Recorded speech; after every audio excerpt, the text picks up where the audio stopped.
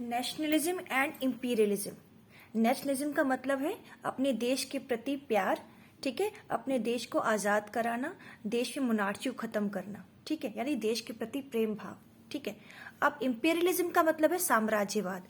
इसमें वो बात आ जाती है कि अपने देश की टेरिटरी को बढ़ाना और एक बड़े से एरिया पे साम्राज्य स्थापित करना, ठीक है। चलिए, what is the meaning of imperialism वो डिस्कस कर लेते हैं। अ लार्ज नेशन, एक बड़ा नेशन बिगिंस, स्टार्ट करता है, क्या करता है start, to occupy smaller nations, छोटे छोटे नेशंस को ऑक्युपाई करना, to expand it territory and power, अपनी टेरिटरीज को और पावर को एक्सपेंड करने के लिए। तो a large nation begin to occupy smaller nation to expand its territories and power, ये है इंपीरियलिज्म का मतलब, ठीक है।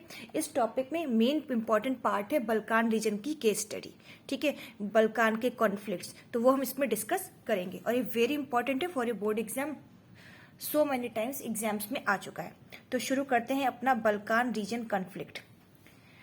बल्कान रीजन क्या थे, वहीं से शुरू करते हैं। A large part of Balkan was under the control of Ottoman empire.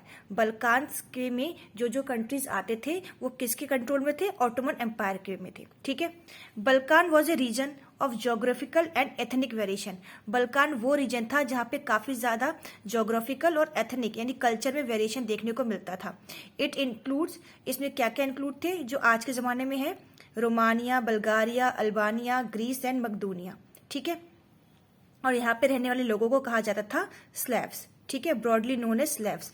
अगर आपको कंट्रीज के नाम याद नहीं होते, क्वेश्चन ऐसे भी आता है कि राइट द प्लेसेस जहां पर ये स्लैव्स रहते थे, तो आप इस तरीके से याद कर लीजिए, brag M, B for Bulgaria, R for Romania, A for Albania, G for Greece और एम फॉर मकदूनिया। कभी कंट्रीज के नाम पूछ लिए जाए तो आप ब्रैग एम याद कर लीजिए और आप कंट्रीज के नाम लिख दिए। तो ऑटोमन एम्पायर में जो बल्कान की रीजन आते थे वो ये थे, ठीक है। अब क्या हुआ, द स्प्रेड ऑफ आइडिया, क्योंकि पूरे यूरोप में नेशनलिज्म का आइडिया स्प्रेड हो रहा था, तो वहां बल्कान पे भी उसका फर्क पड़ा। बल्कान टुगेदर विद डिसइंटीग्रेशन, उन पे भी देश प्रेम की भावना आई, जिस वजह से ऑटोमन एम्पायर कमजोर पड़ने लगा और वहां के कंट्रीज, वहां के जो ये देश थे, बल्कान रीजन के जो देश थे, वो आजादी की मांग करने लगे, ठीक है। और ये मुद्दा बहुत ज्यादा एक्सप्लोसिव हो गया। द बल्कान पीपल बेस्ड, वो अपनी आजादी मांग रहे थे। किस बेसिस पे मांग रहे थे, कह रहे थे कि हम हिस्ट्री में भी आजाद थे, अब तुम कौन हो जो हमें ऑक्युपाई करके बैठे हो, ऑटोमन एम्पायर, चलो निकलो यहाँ से, सब नेशन स्टेट हो रहे, हम भी नेशन स्टेट बनेंगे। पर एक्चुअली वो नेशन स्टेट नहीं बनने वाले थे। नेशन स्टेट में सब लोग यूनाइट होते हैं, ये लोग तो टूट रहे थे, ठीक है, ये डिसइंटीग्रेट हो रहे थे। क्योंकि the Balkan states were jealous of each other, वो एक दूसरे से जलते थे और चाहते थे कि मुझको ज्यादा हिस्सा मिल जाए मेरी टेरिटरी में और मुझको ज्यादा हिस्सा मिल जाए, ठीक है, और खर्चा कोई ना हो। ड्यूरिंग दिस पीरियड जब ये आपस में लड़ रहे थे, कुछ बिग पावर जैसे कि जर्मनी, रशिया, इंग्लैंड, वो भी चाहती थी कि उनको कंट्रोल मिल जाए ये बल्कान रीजन का, जिससे ये ग्लोबल लेवल की एक कॉन्फ्लिक्ट क्रिएट हो गया। चाहते क्यों थे वो बल्कान की रीजन, क्योंकि वो एक पेनिसुला था, तीनों तरफ से पानी से घिरा हुआ था, तो जिससे उन्हें ओशियनिक एरिया भी मिल जाता।